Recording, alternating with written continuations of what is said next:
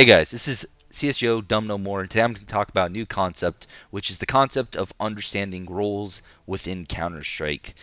And the reason why this is important is for a few different reasons. The first off is it's going to help you be more empathetic for your teammates, right? So if your teammates having an issue, you can kind of understand why they're going through what they're going through currently. The second part is that it's going to expand your game sense in total. If you're understanding what each and every specific role does within a game, you're able to understand then when certain people want to make certain types of plays, right? You don't want an entry fragger to consistently be running without flashes, for example, or you do not want a lurker to consistently always be waiting for kills. They want them to be a little bit proactive depending what the enemy team is doing and depending what your team is doing. Finally, you kind of want to limit test as well. So first, let's go, and what do I mean exactly by understanding, right?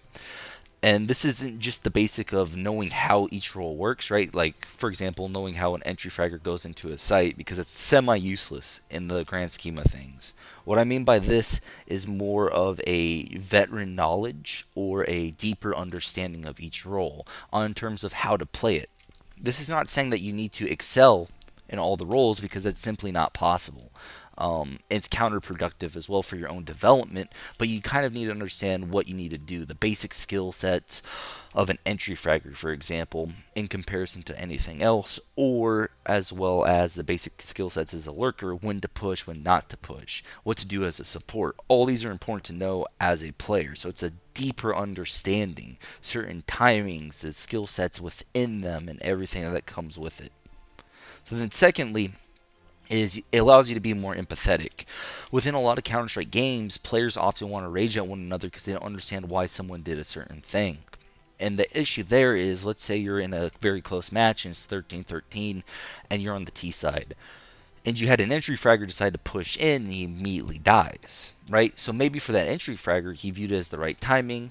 Smokes were bloomed, flashes were going over, he dies, and he wants to rage at his team for not following up behind him. But his team then is upset at him for going in because they weren't committed, right? There's a lack of empathy right there. Why was the entry fragger going in, and why was his team not following behind him? Because one side is inevitably going to be in the right, and one side is going to be in the wrong, and at least coming to that understanding is better to avoid any rage, especially in crucial 13.13 point, right? But also is while you can understand why players are going certain angles, overall you're going to be tilting less because you can understand everything. But the issue here is you're also going to tilt a lot more when people do unexplainable types of plays, right? So let's assume a player just randomly jumps through a smoke for no reason at all. Then you're going to get a little bit more upset in those regards. So there is pros or cons. The next point after that is expanding game sense, right? So what a lot of people talk about when I'm saying understanding roles is, okay, I understand what an entry fragger does, but how does that apply to me? I know what my team does, maybe I'm not tilting much, but that's about it. Well, if you can understand what an entry fragger does, that means you understand what the enemy's going to do, when their most opportune timings to go through, how an op is specifically wanting to play, or how a lurker is going to want to play. Having this knowledge on how people want to play will make your game sense better because you can react and guess accordingly. Maybe you know lurkers like to hide in key positions. Take Dust 2, for example. Let's assume the T side's hitting A and they're going through long and they're pushing through cat. Maybe you're going to have a lurker towards lower or close double door.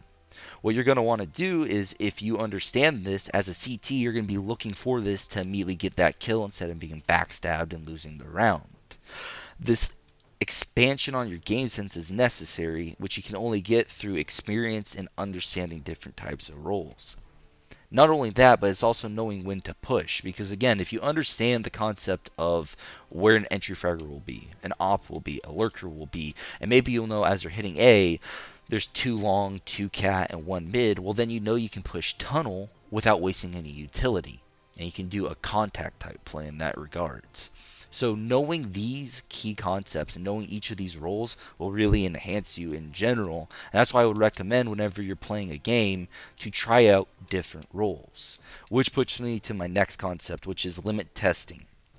There's 2 different ways you can do this. First off, in casual, try a bunch of different things. Push when you shouldn't and try different, see what does or doesn't work. Play the entry, play the support, play the op, play whatever it is, but get an understanding and play it a lot more frequently within casual, because you're going to be exposed to a lot more range of issues that are going on, a lot different play styles. However, at the same time too, within a competitive game, do that push as well. Go expand your game knowledge within competitive play, where maybe you're always comfortable playing B site, for example, as playing an anchor, but this time be the rotational player.